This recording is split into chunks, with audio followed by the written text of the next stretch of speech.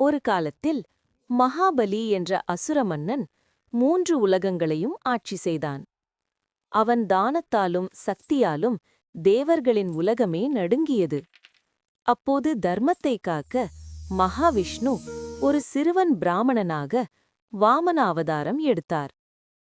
மகாபலியிடம் அவர் கேட்டது ஒன்றே, 3 அடி நிலம். மகாபலி ஒப்புக்கொண்ட அந்த நொடியில் வானமே அதிர்ந்தது. வாமனர் திரிவிக்ரமனாக அண்டத்தை தாண்டி உயர்ந்தார். முதல் அடி பூமியை அளந்தது. 2ஆம் அடி ஆகாயத்தையும் தேவருலகத்தையும் அளந்தது. 3ஆம் அடிக்கு இடமே இல்லை. அப்போது மகாபலி தன் தலையை நீட்டினார். கருணையுடன் திரிவிக்ரமன் 3ஆம் அடியை அவன் தலையில் வைத்தார்.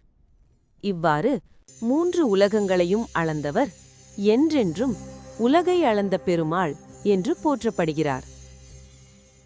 இந்த வீடியோ உங்களுக்கு பிடித்திருந்தால் தயவு செய்து லைக் செய்யுங்கள், பகிருங்கள் மற்றும் எங்கள் சேனலை சப்ஸ்கிரைப் செய்யுங்கள்.